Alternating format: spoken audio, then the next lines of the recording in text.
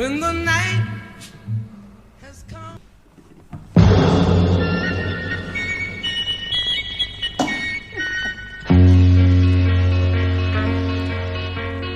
Aire de fiesta, los chicos y chicas, Madre de radiantes de felicidad. Y este flashback, Justificadísimo.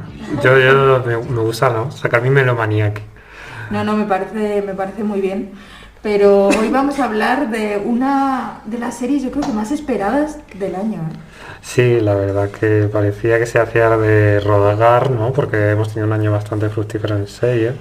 Pero bueno, recapitulemos, este temazo de Karina daba arranque a la primera película de Ale de la Iglesia, titulada Cien Mutante. Casi 2 décadas después, el cineasta bilbaíno continúa su carrera versátil, a la que recientemente se ha añadido la serie de la que hablamos hoy, 30 monedas, que justo esta noche llega a su desenlace, un total de 8 episodios, para una serie que originalmente está pensada que se componga de 3 temporadas, aunque no se ha confirmado su renovación. No sé si alguien la ha visto además de Carla. Yo ya la he visto. Y felices, ¿no? A mí me está gustando mucho, ¿eh? Sobre todo a mí me está gustando, pero porque veníamos de una etapa en la que creo que la de la que se estaba un poco más flojito. Sí, era menos él. Sí, es que yo creo que lo último que me gustó de él fue Balada de Título Balada de Completa. Tristeza. Fue la última que me gustó a tope. Luego, bueno, más o menos, pero no tanto. Pero bueno, para contextualizar, 30 monedas arranca con una nueva secuencia frenética, pero siendo justo su primer episodio optan por un enfoque más equilibrado, presentando la mitología propia de este universo y jugando con diferentes elementos del cine de terror. De Iglesia tan pronto se acerca al cine de John Carpenter como al Exorcista, pero no como capricho, sino para ilustrar el increíble poder de las fuerzas del mal, que están intentando reunir las 30 monedas del título, con un toque más cómico, coqueteando con lo costumbrista a menudo, muy típico de la Iglesia. En ese segundo apartado, lo mejor de la función es un estupendo Miguel Ángel Silvestre, como el alcalde torpe, que no termina de saber muy bien cómo reaccionar ante lo que sucede en el pueblo. Este personaje torpe, la verdad que está siendo muy recurrente en su última película, porque también es muy parecido al de Mario Casas. Eso te iba a decir, a Mario Casas en cualquiera de Carlos las Areces. películas. Sí. Sí, la verdad que ya no es casi algo mítico en su filmografía, sí. Bueno, en el pueblo empiezan a pasar cosas extrañas, un lugar hasta entonces de lo más apacible, en el que su mayor preocupación era atender a las peticiones de la esposa que tiene Miguel Ángel Silvestre, la que aquí interpreta a Macarena Gómez, y ella precisamente intenta sacar ventaja de este puesto. Luego es una pena que, bueno, su papel de Miguel Ángel vaya perdiendo peso por el propio devenir de la historia, que se convierte, ¿no?, de forma inevitable en una serie que va ganando oscuridad y el relato se apodera, ¿no?, de todo lo demás. Eso sí, el terror ya tiene una fuerte presencia desde el primer episodio, donde una impresionante Carmen Machi logra meter el mal rollo en el cuerpo, pero ahí se va produciendo una evolución curiosa. Inicialmente hay más equilibrio entre lo intenso y lo ligero, lo cual poco menos que obliga a que las situaciones más contundentes se lleven más al límite. Luego, al ir adueñándose de la función, se puede optar por un clima tenebroso, algo más pausado, pero sabiendo cómo hacer llegar al espectador la idea de que algo perverso está sucediendo o a la vuelta de la esquina.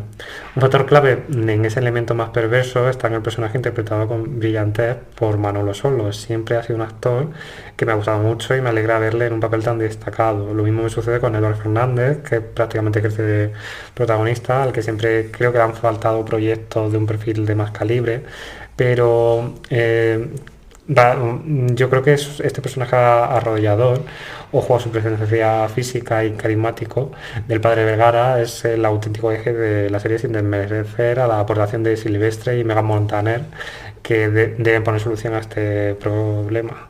Megan Montaner, por cierto, que yo la recuerdo simplemente del secreto de Puente Viejo y ahora lo veo aquí, me parece también muy bizarro, pero qué bien que haya, ¿no?, cambio de registro. Todo parece reflejado por De la Iglesia sin sacrificar ese lado más excesivo que ha ido cogiendo su cine con el paso de los años, pero aquí hay una gran diferencia respecto a otras propuestas suyas, ya que en ningún momento se convierte en una celebración del exceso, sino como una consecuencia natural de lo que ha ido planteando. Al tener más tiempo para dejar respirar la historia, incluidas aquellas tramas de recorrido episódico, todo fluye de una forma más efectiva y el impacto en esas situaciones en ningún momento parece estar fuera de lugar. Por lo demás, todos los episodios funcionan tanto de forma individual como parte de un todo, sin dejar ningún cabo suelto en su desenlace respecto a lo que ha ido planteándose hasta entonces. Esto ayuda a dar una mayor unidad a la serie, pero realmente Esencial es saber equilibrar aquello que va a tener largo recorrido, con lo que tiene un alcance más limitado. Y ahí los guiones de la Iglesia y Jorge Guerrica Echevarría son impecables. Esperemos que 30 monedas consiga el éxito que merece. Os aseguro que aquí encontraréis una gozada satánica de principio a fin, que trae vueltas mejorables de la Iglesia. Si os quedáis con además, solo decir que el director ya ha grabado su nueva película de terror con Ingrid García Johnson, Veneciafrenia, que tiene previsto estrenarse a finales de este año. Y la verdad, bueno, también tiene 4 nominaciones en Los Feroz, mejor serie, mejor actor para Eduardo Fernández y actriz de reparto Macarena Gómez y Carmen Machi. Megan Montaner, ¿no? Megan Montaner no ha ¿No? entrado, y Manolo Soro está en reparto. Ah. Y la verdad que enlaza muy bien con lo que hablábamos antes de Hobbit, que como también está por Antidisturbio, Sí. veremos a ver quién gana, porque este año se dan de torta. Aunque mi favorita en serie es Veneno. Porque- Para los feroz. Sí, porque en Hollywood se está petándola ahora. Me hace Bueno. muchísima ilusión, ¿eh? Me siento como súper orgullosa. Es que ha sido un año, pese a todo, muy fructífero en cuanto a Sí. ficción. Y sobre todo en cuanto a series, más que yo creo que películas. Y igual. va a Sí. ser un espaldarazo, yo creo, para que se siga haciendo ficción. Bueno, y además que efectivamente que un cineasta como Alex de la Iglesia dé el salto a hacer una serie de este calibre, Total. yo creo que ya abre la veda Sí. para todo lo que Y que venga. prácticamente todo el contenido es original, entonces Claro, hay sí, que sí, aplaudirlo. Bueno, sí, el futuro probablemente está en las series, ya lo hablábamos hace unos programas con el tema de las salas. Sobre todo yo creo que una serie como 30 monedas tan bestia no se ha visto antes. Es que está muy bien hecho. Es que no parece, o sea, las producciones españolas siempre tienden a ser a la baja y tendemos a pensar de, bueno, una serie cutre, entre comillas, que ni mucho menos, hay series buenísimas. Y aquí... Es han quizás invertido lo bueno que mucho. tienen las plataformas, ¿no? Que invierten mucho capital y eso se nota en la calidad del producto. Porque Desde precisamente luego. antes tenían Patreon y mira, están que lo petan. Totalmente. Así que ya tenemos 30 monedas. El resto que no lo hemos visto, pues habrá que disfrutar ponerse las del pilas. universo de la iglesia.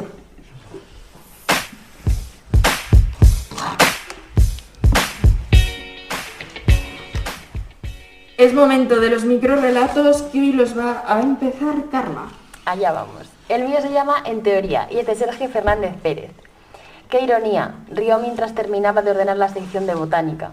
Ahora que había conseguido ese empleo de bibliotecario, el Estado le había dicho que en teoría estaba completamente rehabilitado. Nunca mejor dicho, en teoría. Pensó el antiguo pirómano mientras con el dedo acariciaba sonriente el lomo de una enciclopedia arbórea. Juan Carlos. Yo he traído pieza de Un sueño de Yoko Ono. Apunta todas las cosas que quieres hacer, pide a otras personas que las hagan y duerme hasta que termine de hacerlas. Duerme el mayor tiempo posible. Apunta todas las cosas que tienes intención de hacer y enséñale la lista a alguien. Déjalo dormir hasta que termines de hacerla. Tarda el mayor tiempo posible en hacerlas. Paz. Pues yo he traído uno de Andreina Pérez Lugo. Hay días en los que te quiero lejos, son los días más agotadores. Hay días en los que te quiero cerca, son los días más intensos. Hay días en los que me quiero yo, son los días más justos y resplandecientes. Javi. El mío es de Elena Suau de Castro y el título es Todo lo que te propongas. Si los pájaros te miran extrañados, sácales la lengua y haz una pirueta. Aterrizaremos allá abajo, junto a los cubos de basura. Mateo miró hacia abajo y sintió que la cornisa se movía bajo sus pies. Antes de subir, había contado 6 filas de ventanas. El frío le rasgaba las mejillas y ya no le parecía tan buena idea haberse escapado a la vieja fábrica. Mamá no quería que jugasen tan lejos de casa. Pensó en su cama calentita y en un tazón de leche con chocolate. Uno le dijo al otro, ¿pero estás seguro de que sabremos volar? Y el otro le contestó, papá dice que podemos conseguir todo lo que nos propongamos. Tú, salta. Javi, ¿qué cosas traes siempre? Eva. Este se llama Sueño de la mariposa, de Chuang Tzu. Chuang Tzu soñó que era una mariposa. Al despertar, ignoraba si era Tzu que había soñado que era una mariposa o si era una mariposa y estaba soñando que era Tzu. E Irene. Yo traigo uno de James Baldwin. Tienes las manos frías, dijo, porque la mano que sostenía la suya era muy seca y las puntas de los dedos estaban heladas. Se supone que quiere decir que tengo el corazón caliente, dijo Ida. Pero en realidad significa que tengo mala circulación. Prefiero, dijo él, pensar que tienes un corazón caliente. Es momento de votar. Paz. Pues yo, Juan Carlos. Yo a Irene. Yo a Juan Carlos. Yo, Irene. Yo a Carla. Yo a Javi. Pero ha ganado Irene.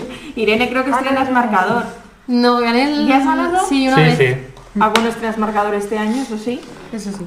Arrancas... Siempre hay un estreno. Hay un estreno. Arrancas marcadores de 2021.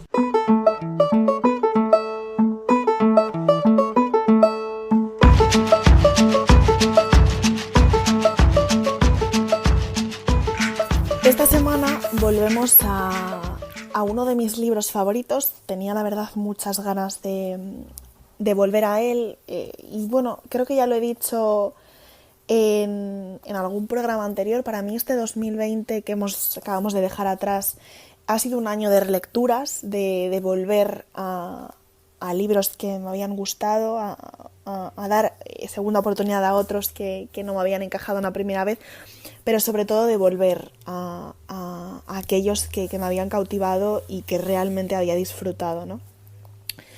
El libro que os traigo esta semana, que es Novecento, de Alessandro Barico, es uno de esos, de ese grupo de libros que desde el primer momento me han cautivado.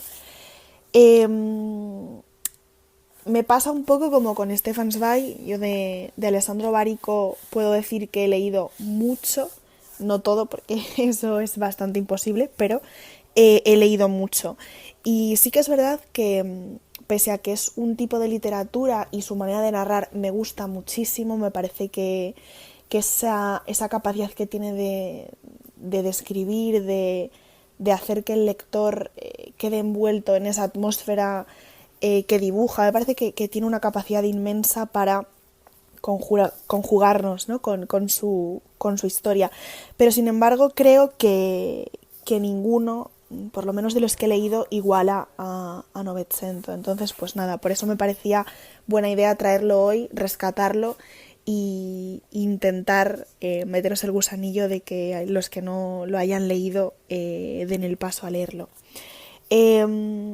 Os cuento un poquito de qué va. Novecento narra la historia de un pianista que se llama Novecento, que vive a bordo de un transatlántico, el Virginian, que recorría las rutas entre Europa y América con pues una carga de millonarios, turistas y demás, ¿no?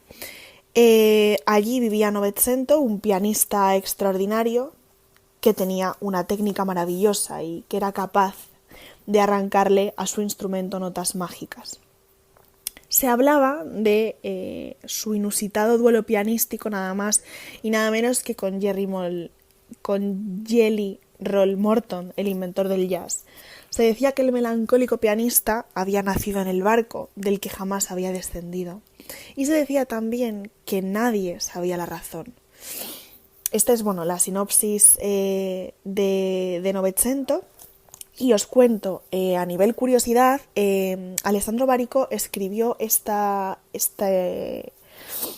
texto para convertirlo, realmente con el propósito de que fuese un monólogo teatral, que finalmente se llevó al cine en el año 1998 por Giuseppe Tornatore con el título La leyenda del pianista en el océano, del que además seguro todos habréis oído hablar, ¿no? Es curioso porque, finalmente este monólogo teatral fue llevado al cine y también se convirtió en un libro como tal, y Alessandro Barico, el autor, sobre esto dijo: más que un texto teatral, lo considero una novela corta o un relato largo, surgido tras la estela del océano mar, como si esta novela no hubiera podido contar todas las historias que quería.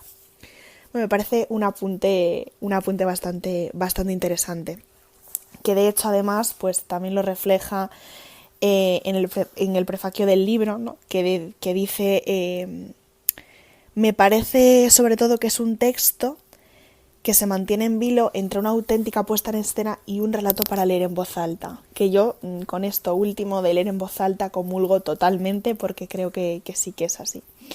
Entonces nada, ya entrando en materia, con Novecento nos encontramos una novela muy cortita, realmente como decimos un texto teatral, es muy cortita, muy fácil de leer y sobre todo nos vamos a encontrar unas letras que nos atrapan, que nos llevan a bordo de ese transatlántico, que nos transportan a otro lugar, que eso yo creo que es lo que hace un buen libro, ¿no? Pero este en especial. Nos cuenta la historia de un pianista, como os comento, de Novecento, que yo creo que así como curiosidad también digo, creo que es el libro que más veces he recomendado y del que más feed positivo he recibido, ¿no? Respecto a esas recomendaciones.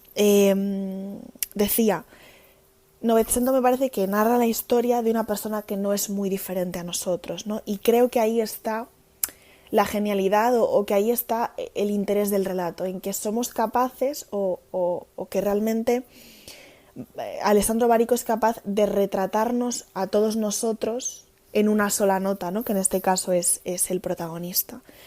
Habla de miedos, habla de amor, habla de muerte, habla de soledad y lo hace de una manera que somos capaces de vernos en él, ¿no? Entonces por eso creo que es interesante, porque sobre todo tiene un plano reflexivo y un plano de invitación a sentir con él que me parece que hay que aprovecharlo porque es muy muy potente. Entonces nada, para finalizar os voy a leer un fragmento de Novecento. Para mí es el mejor fragmento que tiene el libro, me parece que es el culmen y el punto álgido del texto y es nada, comentaros, es cerca del final ya, cuando está acabando ese texto, y es la conversación entre Novecento y su amigo, otro de los músicos del barco. Y dice así: aquella gran ciudad no se veía el final. El final, si es tan amable, ¿podría indicarme el final? Y el ruido. En aquella malditísima escalerilla todo era muy hermoso y yo me sentía grande con aquel abrigo. Estaba dando un gran espectáculo y no tenía dudas. Estaba garantizado que iba a bajar. No había ningún problema. Con mi sombrero azul, primer escalón, segundo escalón, tercer escalón. Primer escalón, segundo escalón, tercer escalón. Primer escalón, segundo. No fue lo que vi lo que me detuvo, fue lo que no vi. ¿Puedes comprenderlo, hermano? Fue lo que no vi. Lo busqué, pero no existía. En toda aquella inmensa ciudad había de todo, excepto... Había de todo, pero no había un final. Lo que no vi es donde terminaba todo aquello, el final del mundo. Imagínate, un piano. Las teclas empiezan, las teclas acaban. Tú sabes que hay 88. Sobre eso nadie puede engañarte. No son infinitas. Tú eres infinito. Y con esas teclas es infinita la música que puedes crear. Ellas son 88. Tú eres infinito. Eso a mí me gusta. Es fácil vivir con eso. Pero si yo subo a esa escalerilla y frente a mí, pero si yo subo esa escalerilla y frente a mí se extiende en un teclado con millones de teclas, millones y trillones que nunca se terminan, y esa es la verdad, que nunca se terminan, y que ese teclado es infinito. Si ese teclado es infinito, entonces en ese teclado no hay música que puedas tocar. Bueno, esa es una parte, tampoco quiero destriparos todo el final y toda esa trama que para mí me parece, esa parte me parece la mejor, no quiero destriparosla toda, pero bueno, con esto finalizo y os invito encarecidamente a que leáis Novecento y que leáis a Alessandro Barico. Así que nada, con esto lo dejamos hasta la semana que viene.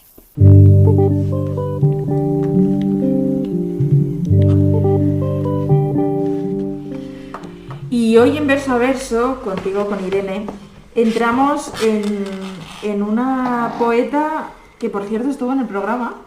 ¿Ah, sí? Sí. Ah, pues yo iba a decir, viene muy a cuento, yo creo. Sí, porque, sí, claro. porque justo, pues pero no yo creo que era la primera temporada, no me acuerdo muy bien si la primera o la segunda temporada que estuvo con nosotros. y por la tristura, por un montaje que tenían en los teatros del canal. Así que cuéntanos. Pues sí, efectivamente, voy a hablar de Violeta Gil, que iba a decir que venía a cuento porque como el tema central de este podcast es el teatro, y ella es efectivamente una de las fundadoras de la compañía de teatro La Tristura, que es quizás mi compañía de teatro favorita, si es que se puede tener una compañía favorita, porque bueno, no podemos seguir siempre a todas las compañías geográficamente, es complicado. Pero de La Tristura he visto muchas cosas y me encanta. Y bueno, voy a hablar un poco de quién es Violeta Gil, además de una de las fundadoras. Bueno, ella nació en Hoyuelos, en España, en 1963. En 2002 viaja a Madrid, inicia sus estudios de filología inglesa y también los de interpretación en la RESAD, en la Real Escuela Superior de Dramático. Creo que es ahí donde conoce a Itxa Sorana, a Celso Jiménez y a Pablo Hidalgo, y con ellos funda La Tristura, que es una compañía con una ya larga trayectoria que nos ha dado muy buenas obras. Sí, muchas alegrías. Muchas alegrías, efectivamente. Y en 2015 se va a Iowa, en Estados Unidos, a estudiar escritura creativa. Que esto lo digo porque es en este contexto en el que escribe o en el que piensa su primer poemario, que se titula Antes de que tiréis mis cosas. Bueno, como decía, ella es una de las fundadoras de la compañía La Tristura, que aparte de gustarme mucho, es una compañía que trabaja mucho la palabra, es decir, sus textos le dan muchísima importancia a los significados, a la poesía, a bueno, todo lo que tiene que ver con la palabra, ¿no? Y entonces, bueno, parece lógico que ella, que además también baila y hace, bueno, luego lo diré, pero hace una especie de performance con este poemario, parece lógico que Violeta se decidiera por escribir poesía. También escribe prosa y de hecho creo que está escribiendo una serie de ensayos que ha dicho que va a publicar, no sé cuándo, pero creo que lo está escribiendo. Antes de que tiréis mis cosas, como decía, es su primer poemario. Se publicó en el 2019 por la editorial Arrebato Libros. Y el poemario cuenta su época, sus años en Iowa, un poco antes del viaje a América y posterior a su regreso, posterior a su viaje. Como decía, ella viene del mundo del teatro. Quizás por esto y por su afición a la danza es porque decidió hacer una especie de performance con música en directo en las que hace lecturas del poemario. No lee todo el poemario, evidentemente, lee, creo que la parte final de Ayer volví de América, como la música de Abraham Boba. Yo no he tenido la oportunidad de verlo, pero creo que ha retomado ahora esto, no estoy muy segura, la verdad, sí, pero creo que lo ha retomado, ¿no? Así que quizás podamos... sea la oportunidad. Exactamente. Bueno, ella, entre sus influencias, bueno, menciona muchas, evidentemente cine, teatro, poesía, por ejemplo, Angélica Lidl, Lola Arias, Roberto Bolaño o la novel Louise Gluck, dice que son influencias para su poesía. Y en cine me suele mencionar a Mia Hansen-Løve o a Hong Sang-soo, que además lo digo porque es que a mí también me encantan. Entonces, claro, me gusta La Tristura, me gusta a ellos, normal que me guste Violeta. Tiene que ver. Claro, normal que me gusten los versos de Violeta. Y bueno, el poema que he elegido es, si no me equivoco, el primer poema de la parte América y se llama Maratón. Maratón, dispararon a los caballos, ¿no es así? La ventana estaba abierta y entraba el último sol. Necesitaba fuerzas, dormí unas horas como los que trabajan de noche. Sola, toda esa noche lo hice sola. Alguien podría pensar que me preparaba para una batalla, pero me preparaba para bailar. Durante horas mi cuerpo tomó formas inesperadas, yo misma no lo reconocía. Mira cómo tuerzo el esternón. ¿Quién nos puso allí? ¿Era una foto? ¿Vienes conmigo a casa? Nos vamos a quedar. Alguien me sacó a bailar. Alguien me ofreció drogas. Alguien me pidió silencio. Mantuvimos el fuego encendido toda la noche. Vi que era casi de día, que seguía sintiéndome sola, y tendré que decir, ahora no, ya no, porque todas las cosas importantes de los 3 últimos años ocurrieron por esa noche. Todas las cosas importantes de los 3 últimos años ocurrieron porque estaba sola. Todas las personas importantes de los 3 últimos años estuvieron allí, algunas no lo saben todavía. Quise parar, quise quedarme, quise beber, quise besar al hombre que meses después vi en un bar con su hijo, recién nacido, y una cara más triste aún que cuando le conocí, que cuando le prometí que había alguien que me cuidaba. Era mentira. Mantuvimos el fuego encendido toda la noche. Me quité el pañuelo del cuello, me quité los zapatos, me quité los calcetines, me solté el pelo. Un chico de apellido ruso, Sherkin, En el remitente averiguó mi nombre. Me envió un email después de unos días. Me decía que no podía olvidar el momento en que me vio dando volteretas laterales toda la noche, como en el circo, me decía. Mantuvimos el fuego encendido toda la noche. A las 12 de la mañana cogí un taxi. Cuando llegué a casa supe que si quería la próxima vez habría alguien a quien le importara.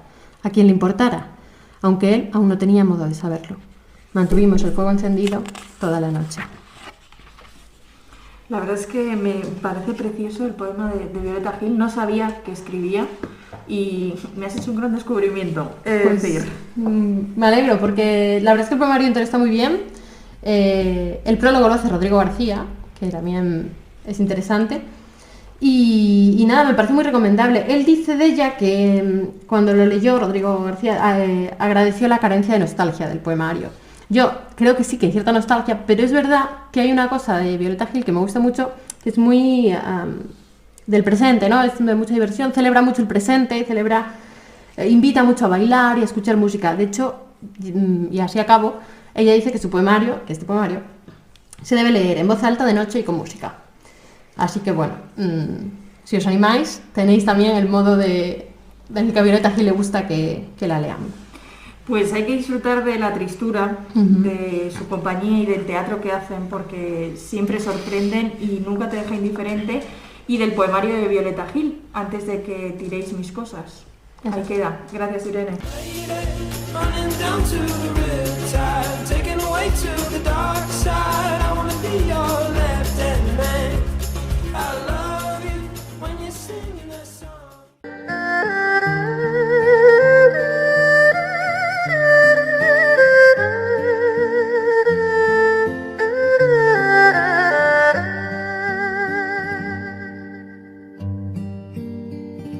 Hoy volamos hasta Asia. Nos vamos a ir a la isla que fue una de las más poderosas de la historia, sobre la que cayeron dos grandes bombas atómicas que acabaron con el florecimiento de una cultura que no se ha quedado con los brazos cruzados. Esta semana visitamos Japón y concretamente nos vamos a Tokio. La historia de Tokio se remonta a unos 400 años. Originalmente llamada Edo, la ciudad comenzó a florecer después de que Tokugawa Ieyasu estableció el shogunato Tokugawa en el 1603, el centro de la política y la cultura en Japón. Edo se convirtió en una gran ciudad con una población de más de 1 millón de habitantes a mediados del siglo XVIII. Durante todo este tiempo el emperador residió en Kioto, que era la capital formal de la nación. El periodo Edo duró casi 260 años hasta la restauración Meiji en 1868, cuando terminó el shogunato Tokugawa, perdonen ustedes, y se restableció el gobierno imperial. El emperador se mudó a Edo, que pasó a llamarse Tokio, y así Tokio se conformó como la capital del Japón. Durante la era Meiji, que va desde 1868 a 1912, Japón comenzó su ávida asimilación de la civilización occidental. Se construyeron edificios hechos de piedra y ladrillos en los sitios de las mansiones de los señores feudales y las carreteras principales estaban pavimentadas con piedras redondas. En 1869 precisamente se abrió la primera línea de telecomunicaciones de Japón entre Tokio y Yokohama. La primera locomotora de vapor comenzó a funcionar en 1872 desde Shimbashi también a Yokohama. Los peinados occidentales reemplazaron el moño tradicional usado por los hombres y los bombines. Los cuellos altos y las faldas bulliciosas pues eran la moda. En 1882 se abrieron los primeros jardines zoológicos de Japón en Ueno y en 1885 se adoptó el sistema de gabinete de gobierno e Ito Hirumori se convirtió en el primer ministro de Japón. Con la promulgación de la Constitución del Imperio en 1889, por fin se estableció un sistema político de un Estado moderno. Durante la era de Taisho, entre 1912 y 1926, el número de personas que trabajaban en las ciudades aumentó y una proporción creciente de ciudadanos comenzó a llevar estilos de vida de consumo. Los estándares educativos mejoraron y aumentó el número de niñas que estudian en las escuelas superiores. Las artes escénicas, como el teatro y la ópera, consiguieron prosperar. Otro dato curioso es que en septiembre de 1923 Tokio fue devastada por el gran terremoto de Kanto. Los incendios causados por el sismo quemaron el centro de la ciudad y más de 140.000 personas fueron reportadas muertas o desaparecidas y 300.000 casas fueron destruidas. Después de aquel desastre se formuló un plan de reconstrucción de la ciudad, pero debido a que los costos proyectados excedieron el presupuesto nacional, pues solo se pudo terminar realizando una pequeña parte. Posteriormente, entre 1926 y 1889, nos vamos hasta la época que era conocida como Showa, comenzó después del gran terremoto de Kanto, en un estado en el que el país estaba sumido en la tristeza. Con el paso de los años, Japón vivió altos y bajos en su historia económica, hasta que al entrar en la década de 1970, la tensión del rápido crecimiento económico se hizo evidente a medida que el país estaba acosado por problemas ambientales como la contaminación del aire en los ríos y los altos niveles de ruido. La crisis del petróleo de 1973 puso fin a muchos años de rápido crecimiento económico, y en la década de 1980, Tokio dio grandes pasos en el crecimiento económico como resultado precisamente de una actividad económica cada vez más global y el surgimiento de la sociedad de la información. Tokio se convirtió en una de las principales ciudades más activas del mundo, con atracciones como tecnología punta, información, cultura y moda, y así como un alto nivel de seguridad pública. A partir de 1986, los precios de la tierra y las acciones aumentaron, y un fenómeno conocido como la economía de burbujas. Japón experimentó un tremendo crecimiento bajo la economía de la burbuja, pero con el estallido precisamente de esta, a principios de la década de 1990, la caída de los ingresos fiscales causados por la prolongada depresión económica condujo a un estado crítico en las finanzas metropolitanas. Sin embargo, Tokio pudo superar esta crisis financiera a través de dos programas sucesivos de reconstrucción fiscal. La población comenzó a regresar a Tokio, y en 1997 la emigración superó a la emigración por primera vez en 12 años. En 2001 la población de Tokio alcanzó los 12 millones de personas y superó los 13 hace apenas 10 años, 11 años ya, en 2010. En marzo de 2011, el gran terremoto del este de Japón azotó la región de Tohoku, y Tokio también se vio gravemente afectada. Usando estas experiencias obtenidas del desastre, Tokio está precisamente ahora todavía dedicando esfuerzos para fortalecer aún más su gestión de crisis. En septiembre de 2013, Tokio fue seleccionada para albergar sus segundos Juegos Olímpicos y Paralímpicos de 2020, juegos que hemos visto que no se pudieron celebrar finalmente en el 2020 y que se celebrarán este 2021 si todo va bien.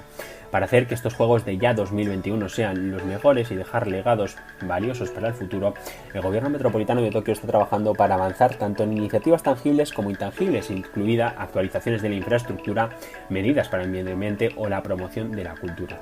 Se proyecta que la población de Tokio comenzará a disminuir una vez que alcance su punto máximo precisamente en 2020, con lo cual se va a empezar a morir gente en Tokio, o eso dicen los estudios, también teniendo en cuenta los cambios en la estructura de la sociedad como el envejecimiento de la población. El gobierno de la ciudad está en respuesta empujando hacia ese objetivo de convertirse en la mejor ciudad del mundo, donde se logre el mejor equilibrio entre la riqueza económica y la calidad de vida, y que todo el mundo pueda disfrutar plenamente de esto.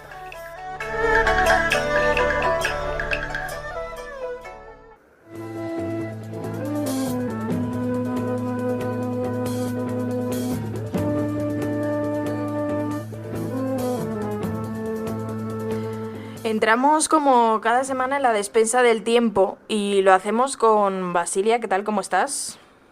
Hola, muy buena, muy bien, aquí con una obra actual. Sí, y estamos hoy con un tema, la verdad, que nadie se va a esperar. Y es que hoy hablamos de la ilustración, que es una parte muy importante del arte, sobre todo el arte más contemporáneo. Y concretamente hablamos de la ilustración de una croqueta. O mejor dicho, de la croqueta, como concepto. Sí, porque hoy es el Día Internacional de la Croqueta, también es de los Beatles, pero ya me conocéis, sabéis que yo me voy a tirar para otro lado, así que es el Día Internacional de la Croqueta y hemos venido aquí a hablar de croquetas. Y a eso vamos. ¿Y por qué hablamos hoy de croquetas? Pues mira, este día, según lo que he encontrado, se creó en 2015 por Cristina Barbero, que era como la directora de ideas de una empresa que se llama Ideas Bien Contadas, y lo que hizo fue una campaña publicitaria para un restaurante. Y claro, pues tuvo las croquetas a casi todo el mundo nos gusta, tuvo muchísimo éxito y llegó a ser el día elegido. Entonces vamos a empezar un poquito por la historia de las croquetas. Que se remontan, mucha gente piensa que la croqueta es española, pero no. No, exactamente, la croqueta es francesa. Viene en el siglo XIX y, bueno, hay varias versiones, ¿no? Pero la más destacada es la de origen francés. Se cuenta que había un aristócrata que trabajaba en la cocina de Luis XIV, que se llamaba Luis de Bechamel. Y este hombre, pues también era además recaudador de impuestos, era superintendente de la casa de los duques de Orleans, y él o alguno de sus compañeros de la cocina crearon la bechamel, de ahí viene el nombre, para el rey Luis, ¿no? ¿Qué pasa? Que en 1817 hay otro cocinero que se llama Anthony Camaret, que inventó que se recubriera esta bechamel con una capa crujiente. De ahí croqueta, el nombre, ¿no? De croqueta. Y le sirvió, vamos, esta cena se la sirvió al archiduque de Rusia, que les encantó muchísimo y cogieron muchísima fama las croquetas. Luego hay otra versión, que es que las croquetas tienen origen italiano, que lo hicieron los cocineros de Catalina de Medici. Y hay más versiones. Yo voy a añadir la mía propia, que es, si la croqueta es una comida de aprovechamiento, los datos siempre los tenemos de la gente que deja información, posiblemente las croquetas surgieron en las casas de la gente y ya está. Pero claro, es que esto no cuadra mucho con la historia. Claro, la croqueta es de aprovechamiento, ¿no? Lo que te sobra de la carne del puchero, lo que te sobra del otro, ahora hay 20.000 millones de sabores, ¿no? Y el empanado con el pan sobrante. Entonces, realmente, si alguien en su casa en el siglo XVIII, XIX o XVII hizo una croqueta, nosotros no lo vamos a saber porque no dejaron datos. Y es así, de la historia no sabemos ni de la misma mitad. Bueno, es que eso pasa siempre. Al final la historia es que la cuenta. Esto es así. Totalmente. Pero es muy curioso saber cómo se fue ocurriendo, pues primero hacer lo que es la masa, luego pues recorrerla de algo crujiente, estupendo, que se me está haciendo la boca agua solo de hablar de croquetas ya. Claro. Hasta el día de hoy. Y este magnífico mundo de la croqueta lo ha sabido ilustrar una persona. Sí, hay una artista, una ilustradora que su nombre es Pedrita Parker. Bueno, ella se llama Estefi Martínez, pero el nombre que utiliza como ilustradora es Pedrita Parker. Y es una ilustradora malagueña. Ella empezó en realidad con diferentes campos de la comunicación. Ella se quería comunicar de una forma u otra. Trabajó en periodismo, en fotografía, en animación 3D y en enseñanza. Y poco a poco, pues ella hacía dibujitos, como que le empezaron a animar y demás, y fue creciendo pues muy poco a poco hasta que tiene ahora un montón de seguidores, vamos, las redes sociales son una pieza fundamental y tiene una empresa donde trabaja ella, su marido y más gente, o sea que realmente ha trabajado dibujando como hobby y al final ha conseguido vivir de su pasión. Es curiosísimo cómo son las ilustraciones de ella, y además nos hace un test muy interesante. ¿Tú qué croqueta eres? Sí, la ilustración con la que venimos, porque tiene muchas, tengo que decir que es una amante empedernida de las croquetas, ¿no? Y tiene muchísimas ilustraciones y muchas frases de croquetas, que luego sacan diferentes cosas, ¿no? Pero solo estoy aquí por las croquetas, por ejemplo, es una que me ha gustado mucho. Las personas son tóxicas, las croquetas no, rodéate de croquetas. Como todo por amor a las croquetas. Y tiene una que hizo para otro Día Internacional de las Croquetas y dice, elige una croqueta para saber cómo eres. Entonces te presenta 5 croquetas de diferentes sabores, de jamón, de espinaca, de trufa, de bacalao y de puchero. Tú eliges una y según la que elijas, además las croquetas monísimas ilustradas con su ingrediente, y luego viene en el test la respuesta de lo que eres según la croqueta que elijas. ¿Cuál es la tuya? Pues yo es que tengo un problema, a mí es que me gustan las croquetas todas. Entonces dije, bueno, la de boletus, que es cuando siempre voy, siempre es con mi amiga, anda por favor la de boletus. Y los convenzo para que pidamos la de boletus. Oh, yo también estaba pensando en la de boletus, ¿eh? Pero es que es verdad que una croqueta gusta de todo. Bueno, ya hay hasta cadenas que las hacen de chocolate, las hacen dulces, que eso ya no lo he probado nunca, pero no sé si me gustaría. Pero desde luego que desde la clásica de jamón hasta el boletus todo cabe.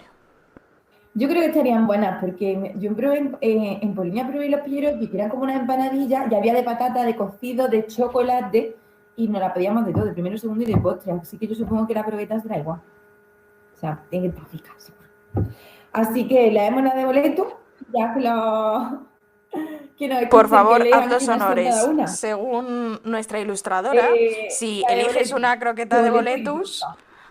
eres pues Dice, esto no mismo. tienes miedo, no tienes miedo a innovar y te gusta experimentar y descubrir cosas nuevas. Eres cigarrita y tienes un gusto exquisito como esta croqueta. Mira, oye, que bien hemos quedado en un momento. Yo tengo que decir que una de las más ricas que he probado la ha hecho mi hermano, que era el morejo, y eso estaba buenísimo. Bueno, hay que barrer para casa, ¿eh? Claro, claro. Pues es muy interesante Nada. cómo el mundo de la ilustración, además, cada vez está más integrado desde la publicidad a una propia forma de arte. Vemos cientos de exposiciones y tener en cuenta que la ilustración no es ni mucho menos un género menor, que muchas veces se ha considerado así, que cada vez está más al alza y podemos disfrutar más de ello, y sobre todo con propuestas tan interesantes como esta, que nos acerca pues de una forma como muy graciosa a algo muy nuestro, por otra parte. Totalmente, considero que la ilustración es una pieza fundamental, pero no solamente de ahora, sino de toda la historia del arte, porque ha sido la simbología que por lo que digo, por ejemplo, con la Edad Media, sé que pusimos pesado con la Edad Media, pero era ilustración y nos decían algo con muy pocas maneras y con una simbología propia. Y hoy en día pues tenemos ilustradores que son dignos de hablar de ellos como Pedrita Parker. Pues ahí queda nuestra propuesta de hoy, un acercamiento a la ilustración. Muchísimas gracias, Basi. A ti siempre.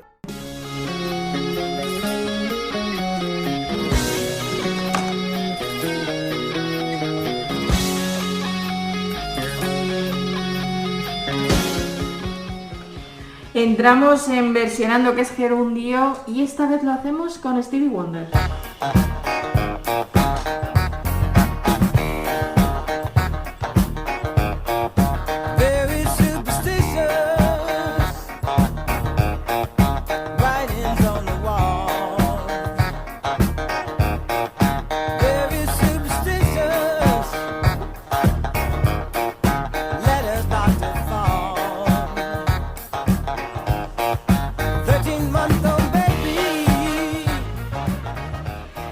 Esta canción, que habréis reconocido porque entre otras cosas es parte de nuestras sintonías, se compuso casi por casualidad en una jam session entre el guitarrista Jeff Beck y Stevie Wonder. Acordaron pues repartir la canción y sacarla al mercado, y fue uno de los grandísimos éxitos de Stevie Wonder, que bueno, ha tenido otros tantos, pero yo creo que Superstation es uno de estos que va a quedar en la historia de la música.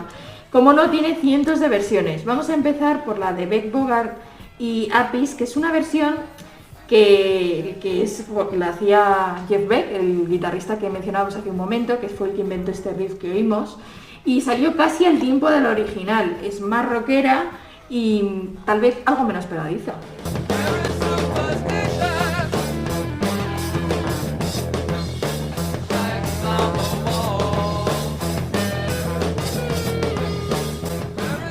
En el 73, el que iba a ser el rey del pop, Michael Jackson, la cantaba en directo junto con sus hermanos, los Jackson 5.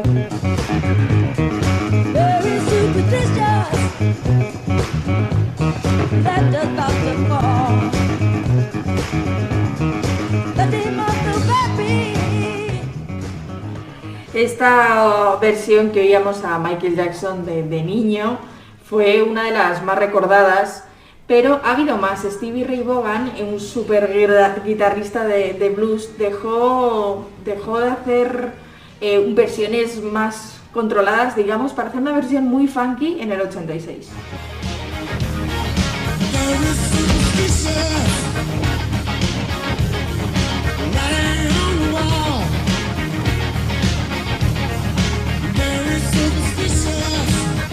Y en el año 2012, con motivo del 40 aniversario del LP Talking Book, que era el disco que contenía este Superstition de Stevie Wonder, la cantante de soul, Macy Gray, hizo una versión de todo el disco y, por supuesto, incluía esta canción.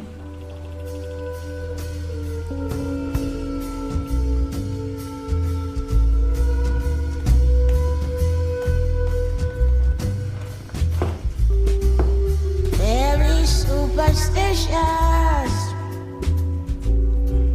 writings on the wall. que esta última no ha triunfado mucho. No. Pero Parece un bebé mayor. Es raro. un bebé mayor. Juan Carlos, que te llevas 2 manos a la cabeza. ¿Qué votas? El concepto, no lo entiendo. Me quedo con Jackson 5. Irene. No sé qué votar, pero creo que sí. Creo que Jackson 5. Jackson 5. Sí, sin ninguna duda, además. Bueno, yo por cambiar voy a votar la primera, la de Jeff Beck, que también está mucho. Y yo la de Stevie Ray. Por llevar la contraria. No, porque la de Jackson 5 no me gusta. Es que es verdad que los temas de Stevie Wonder son muy difíciles de versionar. ¿Sí? Son muy difíciles. Stevie Wonder hay uno y es muy complicado. Pero bueno, el Jackson 5 pues hicieron su acercamiento, vamos a decir. Chicos, como cada semana, muchísimas gracias por haber hecho posible este programa con vuestras secciones, con vuestras aportaciones que cada semana permiten que Telón suceda. Y para ello está 9 Norte, que prestan su espacio y semana a semana ayudan a que este podcast continúe. Nos despedimos con Gloria Fuertes, que decía que lo mejor del olvido es el recuerdo. Muchas gracias y hasta la semana que viene.